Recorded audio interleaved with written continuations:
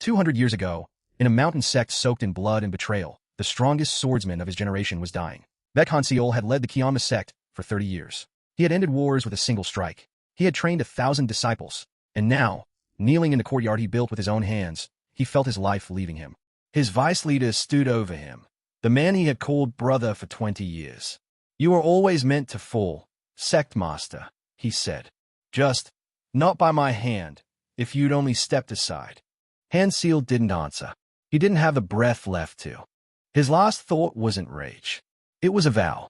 "If I get another life," he thought, "I will not be weak again. Not to betrayal. Not to anyone." Cold water, fluorescent light, a cracked mirror.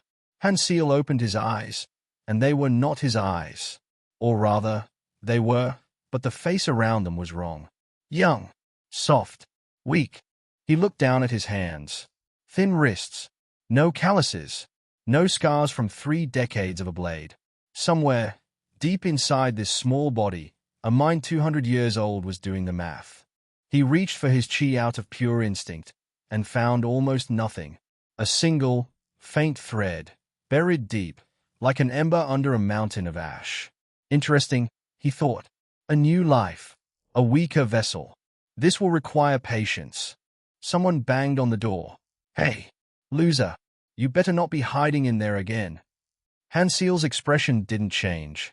He simply studied the voice, its pitch, its confidence, the cadence of someone who had never once been struck back. A bully, he realized. How quaint. The boy's name, Han-Seol learned quickly, was Jun-woo. Rich, good-looking, and utterly convinced that the entire school existed to entertain him. His father owned half the buildings within 3 blocks of the campus, and Jun-woo carried that weight like a crown. Han-Seol watched Jun-woo knock his books off the desk in front of the whole class. A performance more than an attack, the room laughing on cue, like they'd rehearsed it 100 times before. The old Han-Seol, the boy whose body this was, would have shrunk down and apologized for existing. This Han-Seol simply picked his books back up, one at a time, without hurry. The class went quiet. That wasn't the reaction anyone was used to. They cornered him behind the gym after school. 4 of them, expecting an easy afternoon. Jun-woo grinned. "You've been acting weird all day. Thought maybe you needed a reminder of your place." Han-Seol said nothing. He was reading them, really reading them, the way he used to read enemy formations before a battle. Weight distribution, where their eyes flicked before they moved. Which one would swing first out of impatience rather than skill? The first punch came exactly when he expected it. He didn't block it. He simply wasn't there when it landed. A half step, barely visible, and the fist met air. The second punch missed. The third. The fourth. 4 boys throwing everything they had, and not one blow landed. Not because Han-Seol fought back, but because a body that survived 100 real battles doesn't forget how to not be hit, even when it's borrowed and weak. Jun-woo stumbled back, breathing hard, humiliated in front of his own crew. "What the hell are you?" Han-Seol finally spoke, voice quiet and even.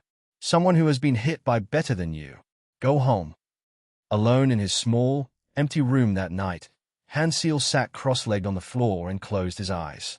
That single ember of chi was still there. Weak. Nearly dead. But his. 200 years I clawed my way to the top of the martial world, he thought. A little more patience is nothing. He began to breathe the old way, the sect way, pulling that thread of energy in a slow, careful circle through a body that had never once done this before. It hurt. It was slow. It was, for the first time in centuries, genuinely difficult. He almost smiled. There was something almost nostalgic about being weak again, about having something left to build. Night after night, he trained in silence. No one saw it. No one needed to. Slowly, the ember grew from a flicker into something steadier, and his body, still weak by his old standards, began remembering what strength once felt like. Word of the gym incident spread fast, the way rumors do in schools. Some said he'd gotten lucky. Others said Jun-woo had gone easy on him. Han-Seol let them talk. Reputation, he'd learned long ago, mattered far less than results. Jun-woo did not take the humiliation well. That night, he called in a favor from an older friend, someone from a rougher part of town, someone who didn't fight by school rules. 20-year-old Do-hyun had been kicked out of 3 schools for fighting. He didn't care about pride or reputation. He cared about the money Junwoo was offering to teach a lesson to some nobody freshman. The next morning, Junwoo didn't come alone. He brought Do-hyun, and this time, a length of pipe hidden inside a gym bag. "You got lucky yesterday," Junwoo snarled, all his earlier swagger replaced by something uglier. "Let's see you dodge this." The pipe swung, full force, meant to break bone. And for just a moment, something ancient surfaced behind Han-Seol's tired teenage eyes. The eyes of a man who had faced real blades and never once flinched. His hand rose to meet the strike, and caught it. Cold. Absolute.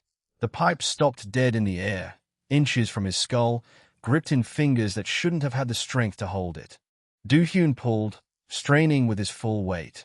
The pipe didn't move an inch. What are you?" His voice cracked with something close to fear. "You brought a weapon to hurt a child," Han-Seol said quietly, "not knowing what was actually standing in front of you." He twisted his wrist, just slightly, and the pipe bent like wet clay. The metal groaned and folded, useless, clattering to the pavement. No one moved. No one breathed. In one motion, Han-Seol had rewritten every assumption anyone in that school had about him. Do-hyun didn't wait for a second demonstration. He turned and ran, leaving Junwoo standing alone with his humiliation, and for the first time, real fear. "This ends here," Han-Seol said. "Not because I'm merciful. Because you're not worth the effort of a second lesson." He turned and walked away, leaving Junwoo kneeling in the courtyard, shaking. News like this doesn't stay quiet for long. By evening, Junwoo's father had heard a very different version of events, his son, publicly humiliated by a nobody. And men like him did not let humiliation go unanswered. Unbeknownst to Han-Seol, Junwoo's father wasn't just wealthy. He was a silent investor and board member of the very academy Han-Seol attended, a man with far more reach than a teenage bully ever could have. Han-Seol, for his part, felt something he hadn't expected to feel again, a strange, quiet satisfaction. Not victory, exactly, just the simple relief of no longer needing to hide what he was. It reminded him, faintly, of another life, of disciples he had trained, of a sect that had once trusted him completely. He wondered, not for the first time, if any of them had also been reborn somewhere in this strange new world. He didn't notice the girl watching him from across the street. A new transfer student, quiet, sharp-eyed, standing just a little too still for someone her age. The kind of stillness that came from training, not shyness. The next morning, she was introduced as Seo Ah-rin, a transfer student from a small countryside town. Han-Seol barely glanced up, until she walked past his desk, and for half a second, their eyes met. Something passed between them, recognition, though neither could have explained why. His centuries-old instincts flared, quiet but unmistakable. This was not an ordinary girl. She found him on the rooftop after class, arms crossed, studying him the way a hunter studies unfamiliar tracks. "You carry yourself like someone who's killed before," she said bluntly. "So do you," he replied. She raised her hand, and a faint thread of pale green energy flickered across her fingers, different from his, but unmistakably the same kind of power. "I thought I was the only one who came back," she said quietly. In her past life, she told him, she had been a poison and medicine master, feared and respected in equal measure. She, too, had died, betrayed by allies who feared what she knew. She, too, had woken up here, weak, waiting. For the first time since waking in this new life, Han-Seol didn't feel entirely alone. "If there are 2 of us," he said slowly, "there may be more. And if there are more..." Ah-rin finished his thought. "Then whoever betrayed you might be here too." While Han-Seol and Ah-rin spoke on the rooftop, Junwoo's father was already making calls of his own, not to the school, but to private security contractors accustomed to handling difficult situations quietly. Junwoo himself felt something close to guilt for the first time in his life, a small, unfamiliar doubt about whether this had gone too far. But pride, as always, spoke louder than doubt. That night, 3 black vehicles pulled up outside the school gates. The men who stepped out weren't teachers, weren't parents, and weren't subtle about what they'd come to do. Han-Seol felt them before he saw them, the particular weight of trained killers moving with purpose. Old instincts, honed over 200 years, snapped fully awake in an instant. They surrounded him in an alley 2 blocks from his apartment. Professionals, armed, confident in numbers. "Nothing personal, kid," one of them said. "Just a message for your family. Try not to make this worse." Han-Seol actually smiled, the first real smile since he'd woken in this life. "You have no idea," he said quietly, "how many men better than you already tried." Something shifted. The ember that had taken weeks of patient training to nurture finally, fully, ignited, and for one blinding moment, the boy's weak body carried the full presence of the man he used to be. The first enforcer barely saw him move.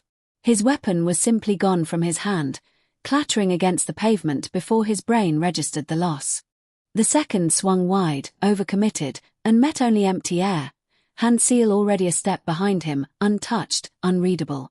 The third he simply disabled, a precise strike to the shoulder, calculated to incapacitate without killing. 200 years of restraint, still intact even 30 seconds. 3 trained men. Not a single mark on him. Han-Seol exhaled slowly, watching the aura fade from his hands as exhaustion crept back into his still too weak body. "Tell whoever sent you," he said quietly, "that I don't care about his money, or his name, or his threats. But if he sends anyone near my family again, I won't stop at disarming them next time." News of the failed ambush reached Junwoo's father within the hour, and, quietly, reached someone else too. The academy's principal, a composed, soft-spoken man everyone respected and no one truly knew. He listened to the report without reacting, fingers steepled calmly on his desk. When the messenger left, his smile faded into something colder, something that had been waiting, patiently, for 200 years. "So," the principal murmured to the empty room, voice suddenly carrying a weight far older than his face suggested. "You really did come back, old friend. Let's see if you've learned anything. Sect Master." The man who had driven a blade through Han-Seol's chest 200 years ago had been waiting, patient as ever, in a position of quiet power, right at the center of the one place Han-Seol thought was safe. The next morning, Han-Seol walked to school beside Arin, the ambush from the night before already filed away as one more obstacle cleared. He had no idea yet how close the real enemy was standing. In the hallway, the principal passed him with a polite nod, the kind any student would receive. Han-Seol nodded back out of simple courtesy, and felt nothing. Not yet. But something, faint and easy to dismiss, prickled at the edge of Han-Seol's senses as the man passed. An old feeling, buried under 200 years, that he hadn't felt since the moment a blade entered his back. He stopped walking. Arin glanced back at him, noticing the shift immediately. "What is it?" she asked quietly. Han-Seol didn't answer right away. He turned slowly, looking back down the hallway at the principal's retreating figure. 200 years of instinct did not lie to him. Not once. Not ever. "It's him," Han-Seol said quietly, voice flat and cold in a way Arin had never heard from him before. "The man who killed me." 200 years of patience had brought him here, to a school hallway, standing feet away from the man who ended his first life. And for the first time since waking in this weak, borrowed body, Baek Han-Seol did not feel like waiting any longer. Episode 2, The Sword Saint's True Reckoning begins, coming soon.